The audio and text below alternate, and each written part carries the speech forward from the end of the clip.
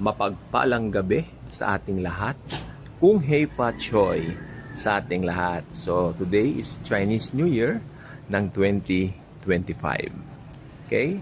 So, ang ating pong pag-uusapan ngayon ay tungkol sa isang tao na hindi na natin makikilala kahit kailan. As believers of Jesus, the Bible clearly states that we will never ever get to know this man, because this man is the most wicked man ever alive. Okay? Kung may pinakamasamang taong mabubuhay, that would be him. Okay? Ang Biblia, siya ay sinasabing the lawless one, pero mas kilala natin bilang Antikristo or the Antichrist. Ang Antikristo po ay isang tao na talagang binigyan ng specification sa Bible, especially sa mga letters ni Paul at sa Book of Revelation. Ang Antichrist po ay isang tao na magiging leader, at sa kabila ng kanyang pagiging leader, mapapasunod niya ang buong mundo. So, ito po ay merong kakayanan na paamuhin yung mga ayaw sa mga sistema na ipapatupad niya. Meron po siyang kapangyarihan, no, na ang lahat ng ito ay imanipula. Sapagkat maliwanag ang Biblia, sinabi ng Bible na taglay niya ang kapangyarihan ni Satanas. Hindi po si Satanas mismo, pero taglay niya ang kapangyarihan ni Satanas. Ibig sabihin, yung Antikristo, I believe it's not Satan. Basta tutulungan siya ni Satanas in every way. Pero medyo questionable din kasi hindi ba yung Antichrist mamamatay? May mga paniniwala kasi pag nabuhay yung Antikristo, at naniniwala rin po ako, after 3.5 days, the Antichrist will rise. Sapagkat ang isa sa pinakatrabaho ng Antikristo ay imimik o gayahin lahat ng ginagawa ni Kristo. Okay? So si Kristo, namatay, inilibing, after 3 days, nabuhay. So ganun din po. Pero ang kaibahan lang po, ang Antichrist ay babangon pong muli sa harapan ng buong mundo. Tandaan nyo, may mga Facebook Live, YouTube Live. Tayo po ay modern na po ngayon. High-tech na tayo. Okay? 5G, 3G, whatsoever. May nag-send ng message. Okay, teka. Okay. So, ayun. Ang Antikristo po ay mabubuhay. Because of that, ang mga tao mamamangha sa buong mundo. Pero merong isang tao na nagdidirekta doon sa mga tao para i-direct sa Antichrist. Ito yung false prophet. May mga paniwala kasi pagdating daw nung panahon, ako medyo naniniwala ako doon na pag bumangon na yung Antichrist, si Satan na yon. Pwede po yun. Pero naguluhan din ako kasi, tingnan niyo po Kasi hindi ba, ito na po yung ating topic.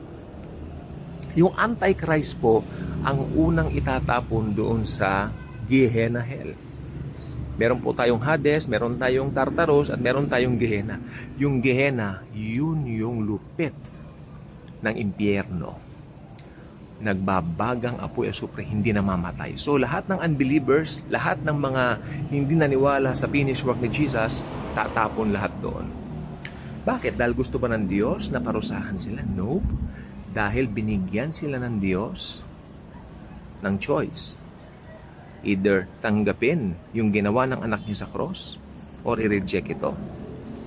By not saying yes to the cross is a total rejection of the finished work of Christ.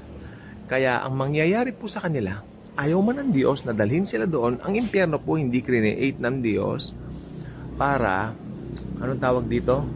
Para pagparusahan sa mga tao. I-create niya ito para sa mga demonyo. Tandaan po ninyo, meron po mga fallen angels na tinatawag. Kaya ang nangyari po ngayon, right after that, mga nagrebelde sila, sumama sila kay Satanas, nagdesisyon sila na sumama kay Satanas by saying yes to Satan and no to God. God the Father, di ba? Kaya ang nangyari po ngayon, sila po ay ibinulid doon sa Tartarus. Pero meron pong isang ultimate na paglalagyan ang mga tao na ayaw maniwala kay Kristo. simula nung unang panahon. Those who rejected the Lord Jesus Christ, gumagabi na. Those who rejected the Lord Jesus Christ ever since the world began, parang kanta lang ng Survivor, no? Ever since the world began. Lahat po ng yan ay pagsasama-samahin hanggang dun sa kahuli-hulihan tao na magre-reject sa Panginoong Hesus, at lahat sila ay pagsasama-samahin doon sa Gehenna. Hindi po ako nananakot. This is a video of love. This is not a video of hate, at lalong this is not a video para takutin kayo. Wala yan sa aking bokabularyo. Duling-dulingin nyo man ako eh. Wala yan. Okay? So, ang katotohanan po nito, sa lahat po ng yan, kasi tignan nyo ha, yung Antichrist po, siya po ang pinakamasamang taong nabuhay sa mundo. Ibang klase yung papel ng Antikristo o yung role ng Antikristo na gagampanan sa buong mundo. Siya ang pinakamasamang tao na mabubuhay sa mundo. Sorry for that. Marami ako nakain kanina tanghali. Ayun, so siya po ay ibubulid. Teka muna, si Jesus Christ, sa second coming po niya, yun yung kapuspusan, yung peak ng kasama ng Antichrist. Darating na po si Jesus Christ. Ito po yung second coming niya, ha? Tandaan nyo, ang rapture, si Jesus dumating para kunin yung kanyang church. Ito po ay silent event. Silensyong event, no? Tayo lang po, at saka si Jesus na makakakita, ililip tayo ni Jesus, no? We will be caught up in the air, and we will meet Him in the air. Nakasuspend lang yung paa niya, habang papataas tayo, papunta sa Kanya. Very exciting moment. To meet Jesus for the very first time. Ang ating Lord, ang ating Savior, ang nagmahal sa atin, na nagbigay ng buhay sa atin. We will meet Him for the very first time sa araw ng rapture. At ngayon po, church age pa rin tayo, no? Pag tumapak na po yung rapture, pag nag-umpisa na po yung rapture, papasok na po yung tribulation. That's 7 years in all. Okay? At doon siya maghahari-hari. Habang tayo, binibigyan tayo ng reward sa langit, yun yung Bema Seat of Christ. Pagkatapos, to make the long story short, kasi ang pinaka-topic natin dito, yung pagiging nauna o buena mano ng Antikristo sa hell. No? So, ang Antichrist po, pagdating ni Jesus Christ dito, second coming na po yon, nasa likod ni Jesus, alam nyo kung sino? Yes.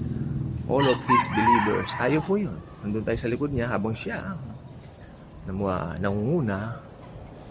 Then, pupugnawin niya lang kanyang hininga ang Antichrist. Yan.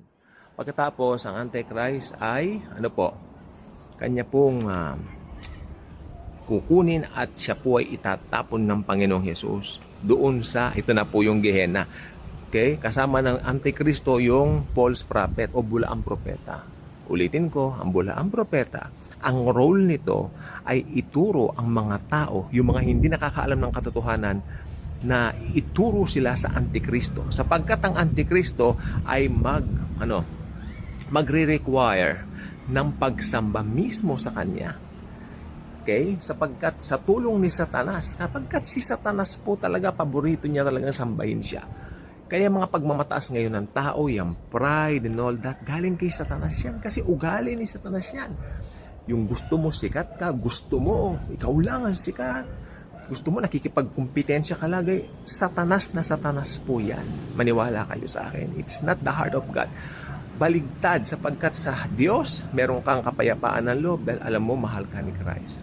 So matatapos lahat yan pagdating ni Jesus at ibubulid niya ang Antikristo dito sa Gehenna Hell. Siya po ang buena manong tao doon, kasama yung false prophet. No? The false prophet and the Antichrist ang mga buena mano sa Gehenna Hell.